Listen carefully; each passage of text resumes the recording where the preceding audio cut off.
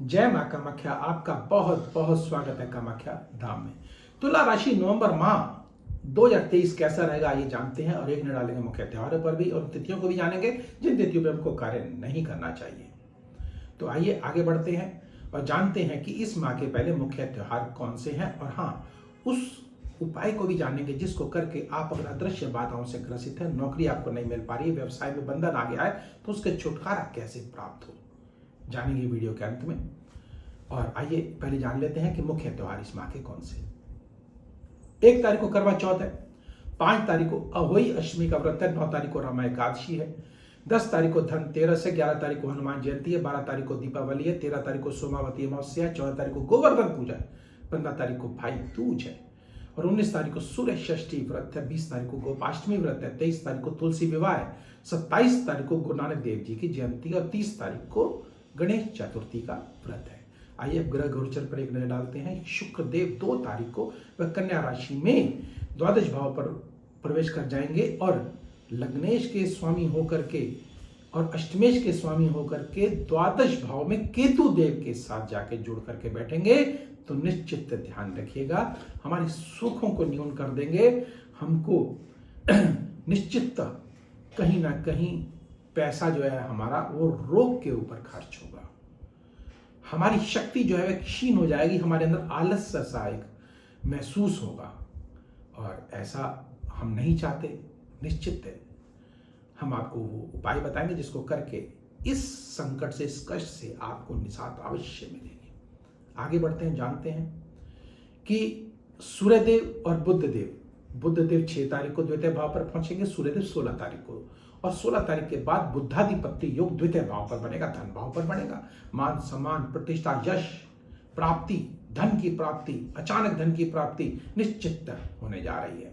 और राहु देव छठे भाव पर बैठे हैं, तो ध्यान रखिएगा शत्रुओं से थोड़ा सावधान अवश्य रहे। ऋण बड़े सोच समझ के दें, वापस नहीं मिलेगा, ध्यान रखिएगा। शनिदेव पंचम भाव पर बैठे हैं, तो संतान पक्ष की तरफ से निश्चित कोई ना कोई आपको अशुभ समाचार मिलने का अंदेशा हो सकता है, ध्यान रखिएगा।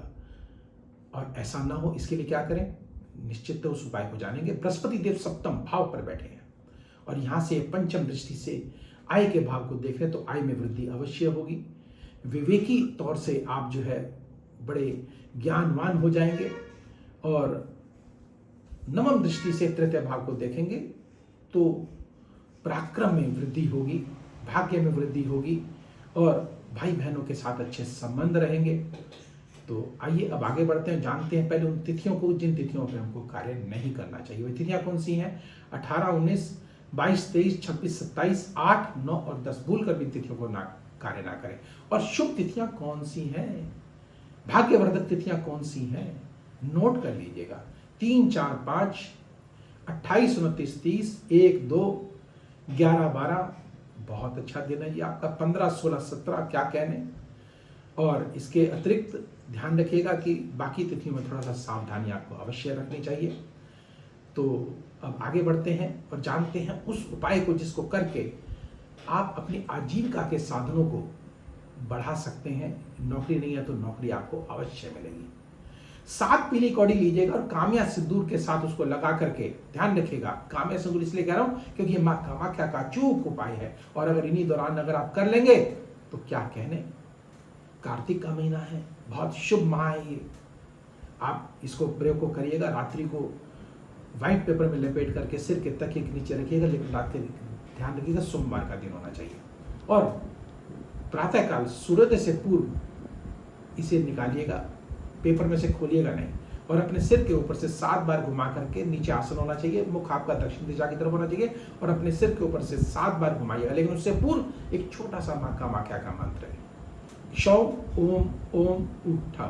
इस महामंत्र को आप 5 माला जाप करके उसके उपरांत आप अपने सिर के ऊपर से 7 बार घुमा करके किसी जलाशय में या किसी शिवालय में आप छोड़ के आ जाइएगा और वहां प्रार्थना कीजिएगा। देखिए चमत्कार, निश्चित जीविका आपको अवश्य मिलेगी और अगर कोई बंधन हुआ है किसी कार्य को लेकर के तो उससे मुक्त आप अवश्य हो जाएंगे। तो मां कामाख्या की इस कृपा के साथ आइए हम आगे बढ़ते हैं और जानते हैं कि इसको लाइक कैसे करना है। आप नंबर स्क्रीन पर दिए गए हैं, व्यक्तिगत रूप से भी आप हमसे संपर्क कर सकते हैं और लाइक और सब्सक्राइब अवश्य करें। अगर आप अगला वीडियो चाहते हैं सबसे पहले आपको मिले तो ध्यान रखिएगा।